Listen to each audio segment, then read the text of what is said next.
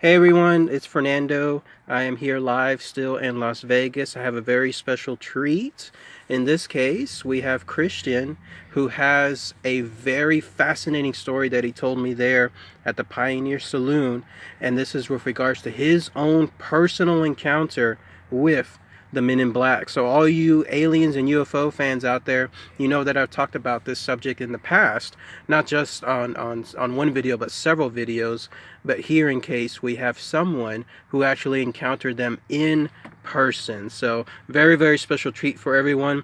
So I asked Christian if he could be kind enough to please relate this story, and he said yes. And here he is, everyone. This is Christian. Yeah. Well, as we were telling Fernando, I used to commute from Las Vegas to the San Francisco Bay Area about every 3 to 4 weeks for family businesses. So I know all the back roads, inroads, and everything to get from point A to point B.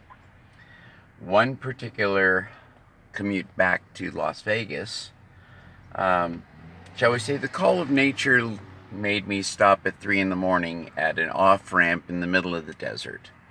This particular off-ramp is, if anybody knows the area, is the Mercury off-ramp, which is no services anything. This is the entrance to the missile testing site just off of Groom Lake area. And interestingly enough, a beautiful summer evening, and as I'm dealing with nature's call, looking at the stars and enjoying my late night run back home to Vegas, I turn around and I'm shocked by two young men dressed in utilities, completely in black, wearing black glasses and the earphones and everything. And they're standing in front of a black Suburban four-wheel drive that I did not hear them come up on me. There is dust everywhere. The vehicle is absolutely pristine, like it just came from a detail shop.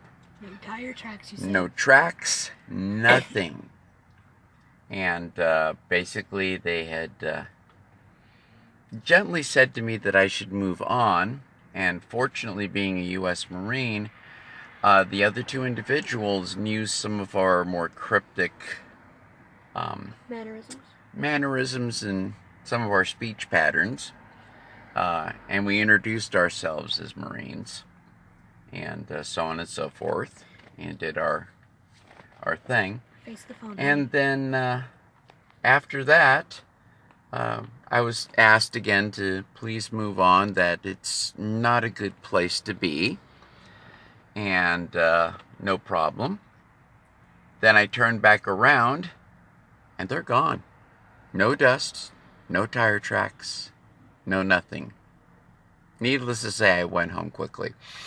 Wow. and you said that there was not a car for miles. No, I hadn't seen a car in almost 2+ hours. You would have clearly seen headlights coming up to or from, correct? Nothing. So, just to be clear, 1 minute they were not there, the next they were right behind you, Exactly. SUV and all.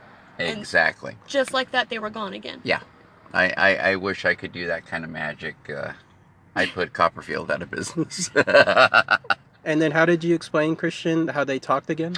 It was a very interesting speech pattern. They knew all the idiosyncrasies and some of the, I guess you would call them inside jokes, or little things that Marines will say that only Marines would know. But the format of how they spoke was just a little off. Like they would be a little bit more formal in the way they spoke. Very much... Is it kind of wooden? Would you Yeah. describe it as wooden? Yeah, very wooden, very stilted, very formal. Would you say like it's like Hal from 9000? The way that Hal talks? Yeah, very. That's a great way of putting it. But the interjection, it was almost like somebody that was from here but had to like relearn how to speak English, and they were still in the formal They haven't started using any kind of colloquialisms or anything Wow. yet, which I found a little disturbing. But So their speech pattern was a little too perfect, is what you're saying? yeah, exactly. Like no English speaker talks that perfect. Yeah, it'd be you are instead of your, things like this. And So you said that they enunciated the syllables. yes, very everything was precise. over enunciated, very well pronounced, the diction was very, very much thought through as they were speaking. And then the last thing was they were wearing sunglasses at night. weren't Yes, and they never took them off.